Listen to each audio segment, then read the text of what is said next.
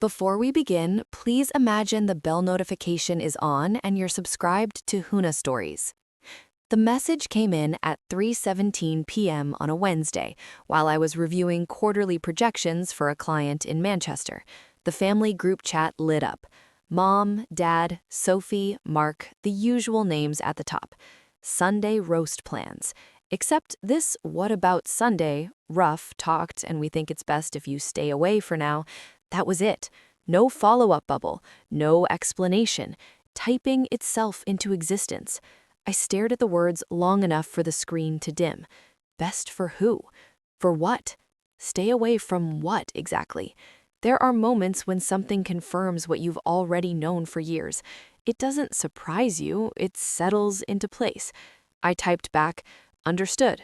I'll respect that and step away from the family entirely. Take care." I didn't add a question mark. I didn't ask why. I didn't soften it with a heart emoji. I set the phone face down and went back to my spreadsheet. I'd always been the reliable one, the practical sibling. When Sophie and Mark couldn't quite make their deposit for the semi-detached in Disbury, I'd stepped in. $0.87 thousand. A guarantor agreement tied to my company's credit line. Not a gift, not exactly a loan either, just help. The kind of help that gets absorbed into family mythology as we all chipped in. I told myself it didn't matter. I was doing well. My consultancy had grown steadily. I didn't need applause. But over time, something subtle shifted. Invitations came later.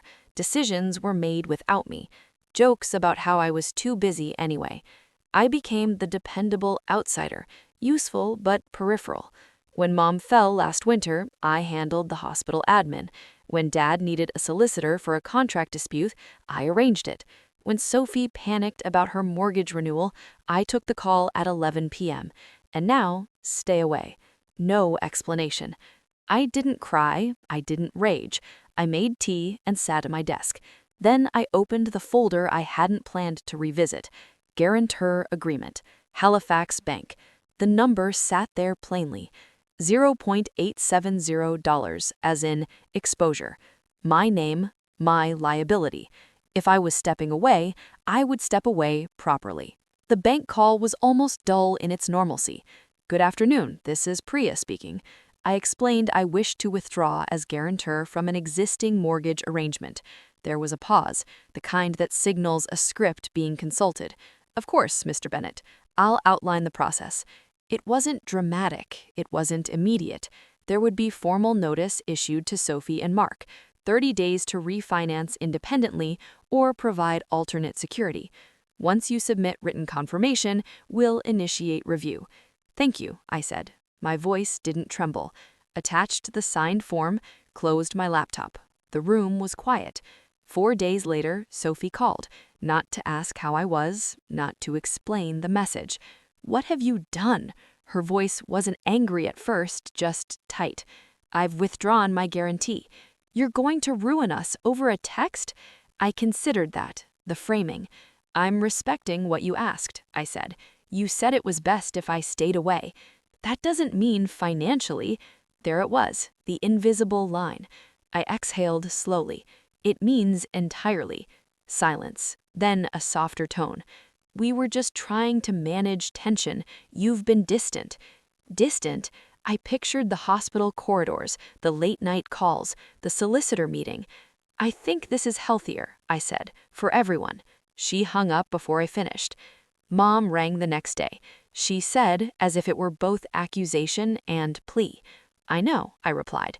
"Families don't do this." I thought of the group message again, the collective decision without a conversation. Families don't dismiss people either. She didn't have an answer to that. The official letter arrived at their house the following Monday. Bank letterhead, formal language, notice of guarantor withdrawal. Authority has a tone. It doesn't shout, it informs. Sophie texted once more. "They're saying we have to refinance at current rates." Rates had climbed sharply over the past year. I knew that. I track markets for a living. "I'm sure you'll manage," I wrote back. No sarcasm, no warmth either. I felt guilt creep in during quiet moments. I'd helped them buy that house.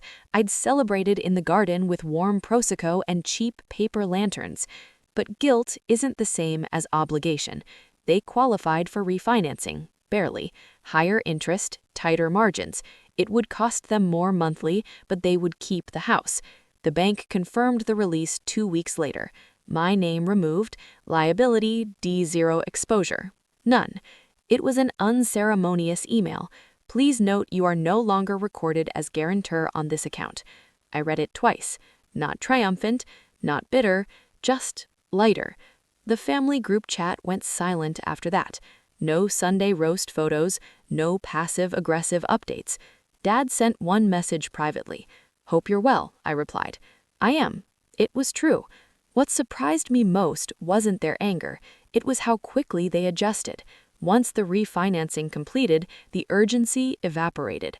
No apology followed, no retraction of the original message. The exclusion had simply shifted shape. I deleted the group chat thread one evening while sitting on my balcony, overlooking the canal. Boats moved slowly through the water. A couple argued softly across the path. Life continued. I realized something then. I had spent years proving my place through usefulness, through reliability, through quiet financial backing. But usefulness is not belonging, and belonging that requires subsidy isn't belonging at all. There was no celebration when the C87000 detached from my name. No champagne, no dramatic confrontation. Just a boundary made real. They asked me to step away, so I did, entirely. And for the first time in a long while, stepping away felt less like exile and more like dignity.